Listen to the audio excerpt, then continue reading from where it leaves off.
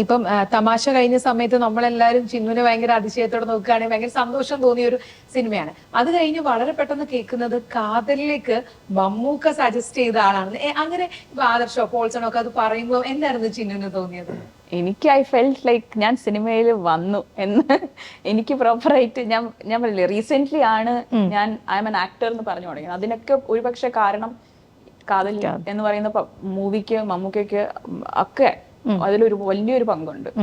അപ്പോ for me like നമ്മൾ കണ്ട ഇത്രയും പടങ്ങൾ, ഒരു ലെജൻഡ് എന്ന് പറയുന്ന ആള് has seen our work and he thinks it is good enough എന്ന് പറയുന്നത്, അദ്ദേഹത്തിന്റെ കൂടെ വർക്ക് ചെയ്യാൻ പറ്റിയ ഇവരൊക്കെ ചെയ്യുന്ന ആക്ച്വലി ഈവൻ ഇൻ ഗോളം നമ്മൾ സിദ്ദിഖയുടെ അടുത്തൊക്കെ പോയി ഇരിക്കുമ്പോൾ അദ്ദേഹം വന്നിട്ട് ഇൻട്രൊഡ്യൂസ് ചെയ്യുമ്പോൾ ഞാൻ ഇന്ന ആളാണെന്ന് പറയുമ്പോൾ കണ്ടിട്ടുണ്ടെന്നൊക്കെ പറയുമ്പോൾ it's A big deal.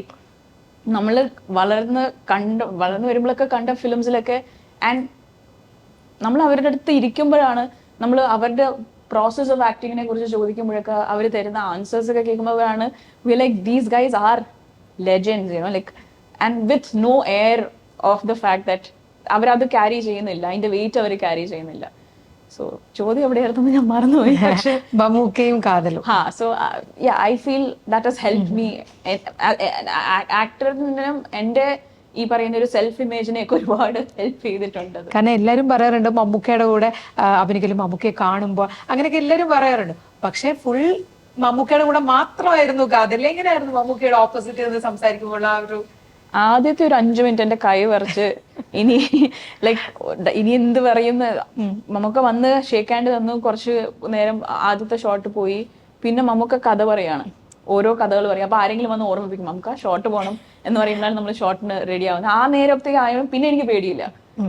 And ഒരു സമയത്ത് ഐ റിമെമ്പർ നമ്മുടെ ആദ്യത്തെ ദിവസം ഷോട്ടിൽ മമ്മൂക്ക ഇരിക്കുകയാണ് ആൻഡ് എനിക്ക് ക്യൂ കൊടുത്താൽ മതി, മമ്മൂക്കയുടെ ഷോട്ടാണ്. അപ്പൊ മമ്മൂക്ക എന്നിട്ട് പറയാം അത് ബാക്കില്ലേ പേപ്പറിലൊക്കെ വെച്ച് വായിച്ചോ കുഴപ്പമൊന്നുമില്ല, അല്ലെങ്കിൽ ഇത് സിങ് സൗണ്ട് ആണ്, നമുക്ക് എവിടെ കട്ട് ചെയ്യാം, ഇങ്ങനെ ബ്രേക്ക് കൊടുക്കാം, ഇങ്ങനെ നാച്ചുറൽ ആയിട്ട് പറഞ്ഞു. അങ്ങനെയൊക്കെ അദ്ദേഹം പറയുമ്പോൾ കുറെ ഐസ് ബ്രേക്കിംഗ് നടക്കുകയാണ്. അപ്പൊ പിന്നീട് അത് മമ്മൂക്ക എന്ന് പറയുന്ന ഒരു ലെജൻഡിൽ നിന്നും മമ്മൂക്ക ദി ആക്ടറായി അദ്ദേഹം ട്രാൻസ്ഫോം ആകുമ്പോൾ അത് പിന്നെ നമുക്കുള്ളിലും ഇറ്റ് ബിക്കംസ് ഈസി.